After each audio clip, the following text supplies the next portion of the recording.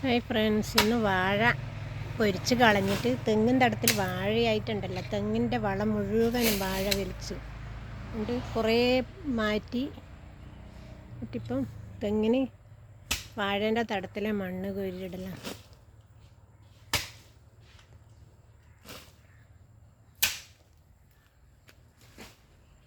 വാഴ മാറ്റി വെക്കേണ്ട സമയം കഴിഞ്ഞു വന്നാലും തെങ്ങ് നന്നായി വളരുന്നു. ഇതാകുന്നില്ല, തേങ്ങയെല്ലാം വളരെ കുറവ്.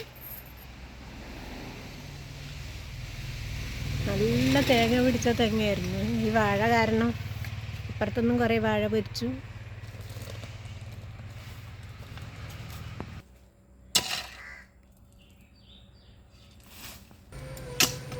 നാരകത്തിന് തോലെല്ലാം ഇട്ടിട്ട് വളമിട്ട് മണ്ണിട്ട് കൊടുക്കലാന്നേ, വളമല്ല. വളം ഇതിനടക്ക് ഇട്ട് കൊടുത്തിന്, നല്ലോണം ജൈവവളം. ഇപ്പം തന്നെ ഉറച്ചു പോയി. എല്ലാവരും തെങ്ങിൻ തടം കവുങ്ങും തടമെല്ലാം മൂടാണ്ട് വെച്ചിട്ടുണ്ടെങ്കിൽ ആ തടം വേഗം മണ്ണ് കൂട്ടി കൊടുക്കണം.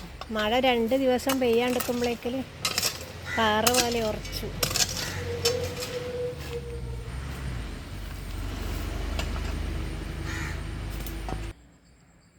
തെങ്ങിനൊന്നും മണ്ണിട്ട് കൊടുക്കാൻ പറ്റുന്നേ ഇല്ല. പലതും നട്ടിട്ട് തൈൻ്റെ കുടിന് തൊട്ടിട്ട് നട്ടിട്ട് മുള്ളുള്ള ചെടിയല്ലേ, അപ്പം മണ്ണിടാനെല്ലാം ഭയങ്കര വിഷമം. ഒന്നും ചെടിയാണെങ്കിൽ ചെടിയും കളയാൻ തോന്നൂല. എല്ലാം അടുത്തടുത്ത് നട്ടിട്ട് ചെടികളെല്ലാം കൊത്തി നശിപ്പിക്കലാണ്.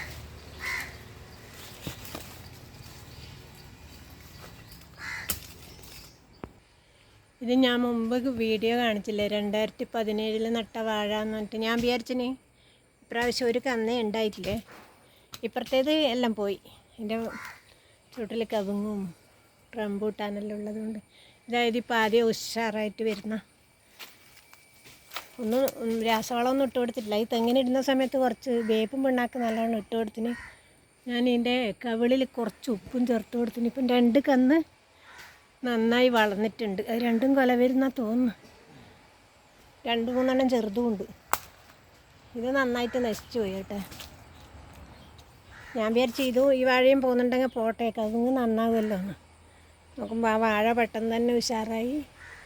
അപ്പുറത്തുള്ള വാഴയും ഒരു ജീവില്ലാത്തതിനു വേനൽക്കാലത്ത് ഈ കവുങ്ങിൻ്റെ വളം അത്രയും വലിച്ചത് ഉഷാറായി.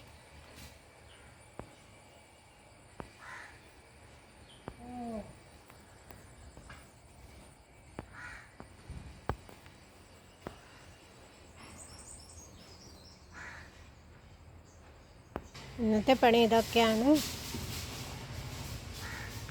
ഇവന് ചായ കൊടുക്കേണ്ട സമയമായി. ഞാനിപ്പം വീഡിയോ നിർത്തലാണ്. എല്ലാ വീഡിയോ കാണുന്ന എല്ലാവർക്കും നന്ദി, നമസ്കാരം.